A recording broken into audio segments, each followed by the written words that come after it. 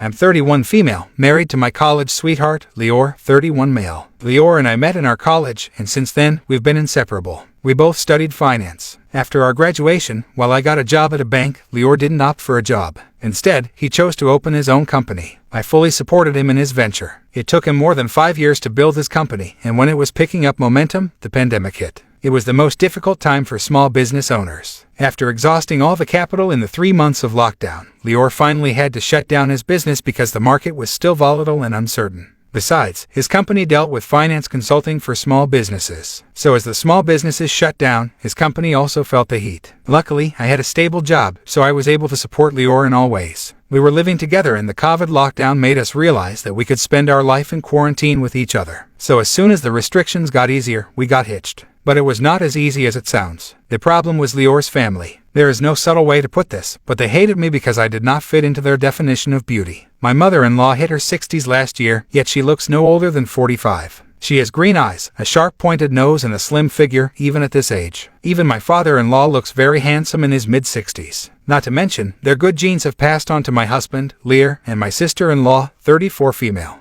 She is married with 2 kids who are in elementary school, yet she looks like she is in her 20s. And what shall I say about my husband? He is no less than a Greek god. That's what the girls used to call him in college. Although everyone swooned over his charm, he never took his looks seriously. Even when he fell for an average-looking girl like me, people frowned at his choice. But neither he nor I looked at beauty as a parameter to judge others. We both considered it to be so shallow. There were many beautiful divas in the college who tried to get Lior's attention, but he never fell for beauty. I was sharp and intelligent with a good sense of humor, and I think that's what made Lior fall for me. It was on Lior's birthday when I first met his family. We were still in college, final year. Lior introduced me as a friend because his aunts were also present at the party and he didn't want to embarrass me. But Lior's family understood that I was more than a friend because I was the only one he had invited to the party from his college. The rest were his school friends. I won't say his family treated me badly that day. They were sweet. His sister was not present, and his father also left the party after the cake cutting. It was just his mother, his aunts, and his friends. So I mostly got to interact with his mother that day. A few days after the birthday, his mother asked him if he was going to marry me. Lior chuckled and said it was too early to say that. We were still in college. His mother said to think carefully before choosing any girl for marriage because he had such good genes that should not get spoiled. Lior laughed at her and didn't pay attention to this. Lior had grown up hearing about their so-called good genes, so he doesn't take them too seriously. Of course, Lior didn't tell me about this at the time. I got to know much later about it, and it was hurtful. Fast forward to 2 years ago, when the second wave of COVID subsided. We informed our parents that we wanted to get married. My parents were delighted, but Lior's were not. His mother was the first one to object. They said they were fine until Lior was just having fun with me, but they cannot let substandard beauty brew their air. Yes, this was exactly what they said. They despised Lior for making such a poor choice of a woman who would not be able to make beautiful babies. I was so disheartened when I got to know this. Lior was reluctant to tell me the truth about his family's apprehension about me, but I pestered him to speak. I almost broke up with him and ghosted him because I could not let them judge me because of my looks. However, Lior was able to talk me through this. He genuinely loved me and always made me feel beautiful. Besides, he always celebrated my small wins, even if his career was drowning. He had no male ego and was proud of my successful career. All these reasons outweigh his family's opinion about me and we got married. His family was not happy, but they attended it as a guest. Lior and his family used to live in a rented apartment, but when his business hit off well pre-COVID, he bought a house for them. However, during the pandemic crisis, his financial conditions got so bad that he was on the verge of selling his house because he could not pay the EMI on the house. I intervened and gave him the money and saved his house. Lior is a man of self-respect, so he transferred the ownership of the house to my name since I had paid 85% of the property EMI. Lior's family adored him for buying a house for them, hence we didn't tell them about the crisis. Due to my in-laws' cold attitude towards me, Lior and I stayed away from them. I insisted Lior visit them on special occasions. After all, they are his parents and they love him. I tried to distance myself from my in-laws as much as I could, but there were a few occasions which I could not avoid. Last week it was my father-in-law's 65th birthday, and Lior wanted a grand celebration. His mother and sister were also excited to throw a party for my father-in-law. I was excited too, but was equally worried because they made me feel conscious about myself. I wanted to skip it. I knew Lior wouldn't have objected if I skipped it, but I attended it for his happiness. I didn't expect the party to be that crowded. In my 2 years of marriage, it was the first time I was meeting so many relatives and family friends of Lior. Most of them were sweet to me, except 2 of Lior's aunts from his mother's side.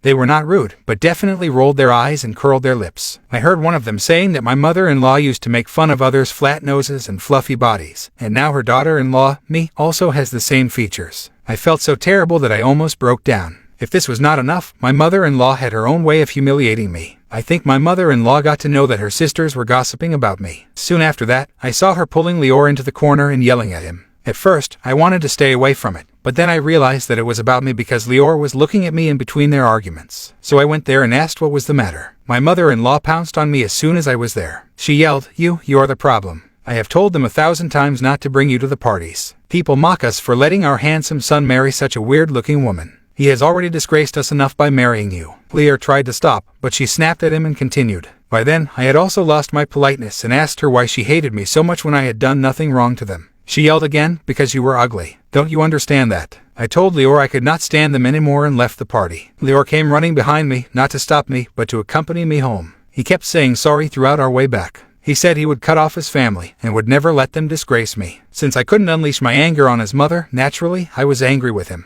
When my anger subsided, I realized it was not his fault. He stood up for me. That incident shattered my self-confidence so badly that I started feeling conscious about my facial features and my body. I knew I had to do something about it, but I just couldn't figure out what. That same week, I went to meet my parents. My father had a knee problem and their house didn't have handrails and stair climbers. My mother was telling me that it was becoming difficult for them to live without it. They also lived in a rented house, and the owner didn't let them install these accessories. So they were looking for a house with these accessories. They lamented not having a house of their own. I felt terrible about their condition. My parents didn't have a house because they had spent all their savings on my education. They didn't let me take an education loan. Instead, they funded it fully. In fact, after getting a job, I was saving up to buy a house for them. But when I saw Lior selling his house, I gave him the money. I realized I had been AFL to let my in-laws live in my house where they could boast about their status and so-called beautiful genes while my parents lived in a rented house. So I went home and told Lior that I wanted the house. I told him it was unfair for my parents to spend everything on me and not get anything in return. On the other hand, Lior's parents didn't do anything for him. He took an education loan for his college, plus did odd jobs for his other expenses. If we had to be fair, my in-laws don't deserve my house. Lior asked me if I was doing this in anger and if my in-laws apologized to me, would I change my mind? I said I was definitely upset about the incident, but also I'm being fair here. I'm taking what is mine. He insisted that I let his parents stay in the house while he would pay back the money I had invested in the house. He also said that he would ask his parents to apologize to me. Although I wanted a house for my parents, I was in two minds about seeking out my in-laws. So I agreed to Lior's proposal. It was not because their sorry would change anything, but I can't let myself be treated like a doormat. They need to apologize to me. So the next week, Lior called them home along with his sister and her husband. I was cold to them, just as they were to me. Lior gathered them in his living room and said he had an announcement to make. His mother blurted out, "Don't tell me your wife is pregnant. We cannot have another ugly member in our family." Lior lost his crap and yelled at his mother and his laughing sister. He told me that he is leading a good life because of me, otherwise his fluctuating business would have starved him and brought him to the streets. His father intervened. "You don't have to be her puppet for that. You married her and now she is doing her duty. Don't put it on a pedestal." Lior snapped at him and said that he respected me for everything and that they should also respect me because I had let them live in my house for the last 3 years and never said a word. They were shocked to know that the house was mine. Lior told them the truth, that he was about to sell the house when I saved it and paid for 85% of the EMI. Hence, he had transferred that ownership to my name. They didn't say anything, but they were unremorseful for their actions. Lior asked them to apologize to me. My in-laws got infuriated at his demands and called him a simp. They said it was my duty to help my husband at bad times, and I have done no favors. By the way, Lior wasn't my husband when I helped him. Lior continued to pester them to apologize to me, but they resisted. Instead, they started yelling at me for manipulating Lior against them. The situation got so worse that they said they were disowning Lior. Lior felt so disheartened at this that he asked them to vacate the house. They didn't believe that Lior could do such a thing. I was shocked, but Lior gave them the ultimatum of a week to vacate the house or else he would call the police on them. His words further angered his parents and they called us names. They stormed out of the house abusing us. This happened just 3 days ago, though we haven't heard anything from them yet. The thing is, now I'm feeling guilty for putting this idea into Lior's mind. If I had not mentioned about taking back my house, he would have never thought of doing so. No matter how badly I want them to teach a lesson, I also don't want to make them homeless. After that confrontation, I tried to talk him through this idea, but he was adamant that he could not let his family walk over me. I don't know what's the best way of getting back to the house without hurting anyone. You're far too kind. OP, your in-laws are so superficial, and yet they don't even own their own home or help their son out in times of need.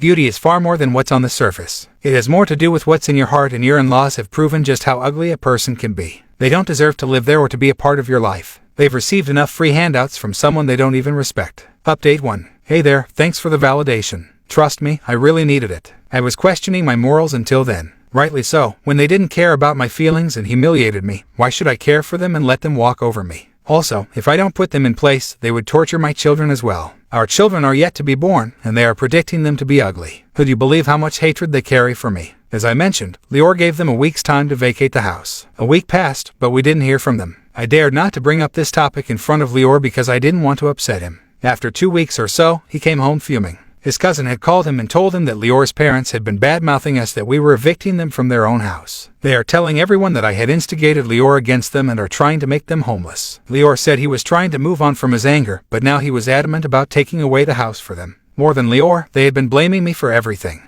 Lior's sister is also adding to the fire by labeling me as a gold digger and manipulator. That very evening, Lior went to his parents' house. He asked them to put an end to all the disagreements and live peacefully. He didn't ask them to leave the house, but they charged at him and said that they would only be satisfied if he divorced me because they hated me. They called me a B-word and all sorts of names. The argument got so heated that they left the house immediately and went to my sister-in-law's house. Not only this, the next day they sent the packers and movers to shift their belongings to my sister-in-law's house. Lior called them and asked them to move back to the house and not create a scene. We both felt guilty about evicting them from the house, so we decided to buy a new house for my parents and let Lior's parents live in the house they were living in. But they had their unrealistic demands. They demanded that Lior divorce me, and only then they would forgive him and move back. Lior didn't say anything and hung up the phone. We waited for a week to see if they changed their mind and returned, but they didn't. Lior called them again and asked them if they had changed their mind and wanted to return back to the house, but they were stuck to their demands that Lior should divorce me. They also kept talking evil about us to the extent that Lior's uncles and aunts called him and rebuked him for throwing out his parents from their house. Lior decided to expose his parents and told them the truth. They were shocked to know how they could be so tzik towards their own son and daughter-in-law. Lior said that his parents won't return, so it's better that I move my parents to that house. Like I said, my father had a knee problem, so I started renovating the house with grab rails and installing an in-house elevator. It took a month for us to get the house completed. I moved my parents to that house. They were reluctant to move because they thought it was Lior's house. I showed them the papers and reassured them it was legally mine.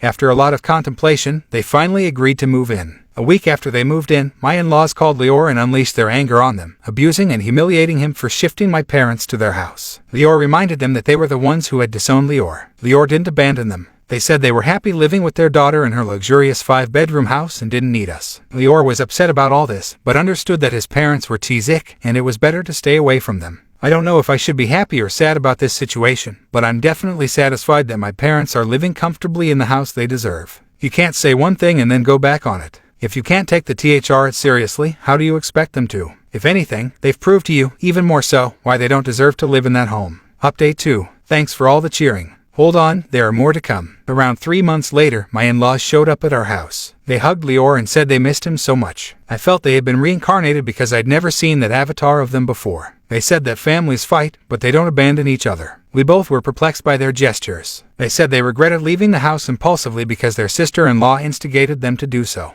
They also said that my sister-in-law had not been treating them well. She tortured them mentally for being a burden on her and invading her private life by moving to her house. My husband said there was nothing he could do because of how he had been treated by them. They held Lior's hand and wept. Lior tried to hold back on helping them, but he could not ignore his parents' pleadings. He said he would rent a house for them until we were able to secure a loan and buy another house for them, but they refused. They said they wanted their house and not a rented one. They suggested that my parents move out from there. Lior tried to explain that we had renovated the house with elevators for my parents' convenience, hence they could not be moved out. But they refused to understand. When they saw that Lior could not be convinced, they left the house, murmuring something under their breath. A day later, they went to the house where my parents were living and created a ruckus. My sister-in-law had also accompanied them. They vandalized the front porch, said my parents, and asked them to vacate the house. My parents tried calling me, but I was in a meeting, so I missed their call. My parents called the police, but when the police arrived, my in-laws gathered the neighbors who told the cops that the house was of my in-laws. They didn't know the truth. Thank God my husband arrived just at the right time. Lior explained the matter to the police and even showed them the soft copies of the property papers. When I got to know, I rushed to my parents and got a restraining order against my in-laws. We also informed the neighbors about the truth. Lior had cut off his parents and told them not to bother us ever. It's been a month since then and we have not heard anything about them.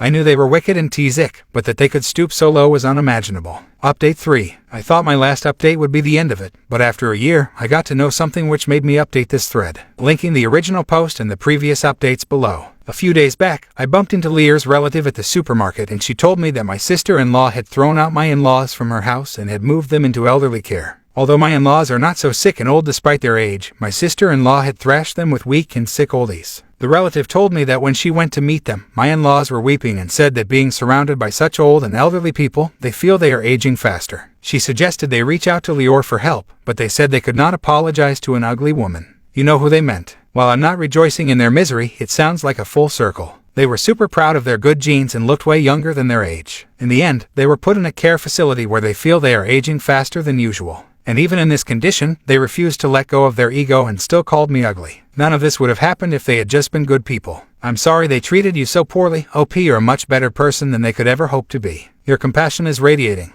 I hope your in-laws have learned something from this. Good looks fade, but a beautiful heart lasts forever.